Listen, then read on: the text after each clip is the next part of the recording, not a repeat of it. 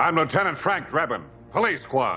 The Naked Gun was a trilogy of pretty hysterical films in the late 80s and early 90s, starring the brilliantly funny Leslie Nielsen as Detective Frank Drebin. All three movies were fairly big hits.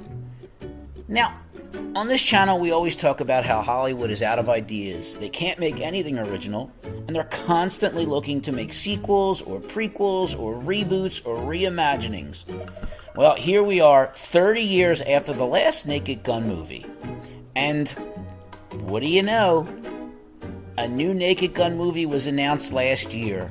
This would be a legacy sequel starring, of all people, Liam Neeson. Now, when I first heard this, I thought it was the oddest of casting choices.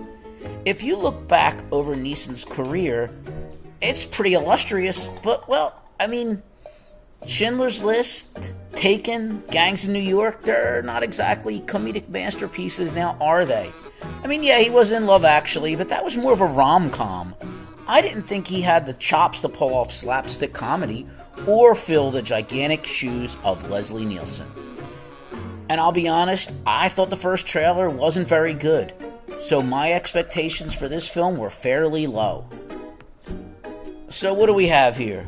Is this another cheap and desperate attempt by Hollywood to recapture past glory by revisiting yet another dead franchise? Or could this possibly, inexplicably, recapture the comedic brilliance of the original trilogy? Well, before we answer that, let's talk a little bit about the plot for the film The Naked Gun. Let's talk.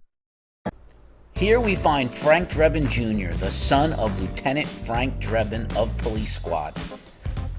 Jr. is following his father's footsteps and is now the modern-day head of Police Squad. While investigating what seems like a simple suicide and a standard bank robbery, he discovers that both of these crimes are connected and part of a much deeper and fiendish plot with worldwide ramifications. So what works in this film? Well, let's get it out of the way. Liam Neeson, now I am just as shocked as you are that I'm about to say this, but he is absolutely hysterical. He pulls off the deadpan slapstick comedy better than I thought. And you can tell he's fully committed to the cornball humor of this. His deadpan performance is pitch perfect, and he channels his inner Leslie Nielsen extremely well.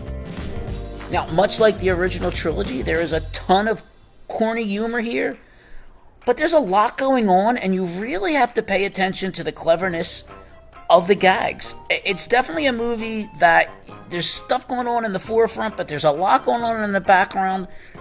And if you miss it, you're going to miss some really good stuff. I mean, that's what made the original Naked Gun trilogy so funny. And they pulled it off here as well. And finally, Pamela Anderson plays Beth, who becomes the love interest to Frank. And yeah, she's past her Playboy and Baywatch days. But you know what? She still looks absolutely spectacular. And she really shows pretty good comedic range. Both her and Neeson play off each other exceptionally well. The scenes they're in together are absolutely hysterical, and they have great chemistry. And the rumor is that chemistry is kind of bled off screen, in that these two might actually now be involved with each other. Aww, how cute! What doesn't work in this film is sometimes what doesn't work in these types of slapstick movies. You know, there's so many jokes, and there's so much humor. And while most of it does land, not all of it does. Now, thankfully, the movie's only about an hour and 20 minutes long, because, you know, the shtick does wear thin at times. Also, there have been several trailers for this film, and they have given away some of the better jokes. Not all of them, of course. There is a lot of funny stuff in this film that you haven't seen, but I really wish I didn't see as much as I did in those trailers. But really, I'm just nitpicking here, because I have to say, I cannot remember the last time I laughed out loud as much in a movie theater as I did when I saw this, and I wasn't the only one. This is one of the funniest movies I've seen in years, and it's the funniest movie I've seen this year. And yeah, a legacy sequel, it's, you know, We might not have wanted it, we might not have needed it, but this one fits seamlessly in with the first 3 movies. Kudos to everybody involved in this film who understood the assignment. They didn't try to make a Naked Gun film for the modern audience or a politically correct version. They made a laugh out loud movie that is perfectly suited for the Naked Gun fans. If you're a fan of the original trilogy, if you're a fan of this type of humor, you should absolutely go see this because you're going to love it. We are laughing. So Liam Neeson, with able support from Pamela Anderson, proves more than capable of revitalizing the formula for slapstick humor, deadpan delivery, voiceovers, sight gags, and wordplay. It's an absolute treat and something you should see. And somewhere, Leslie Nielsen is smiling.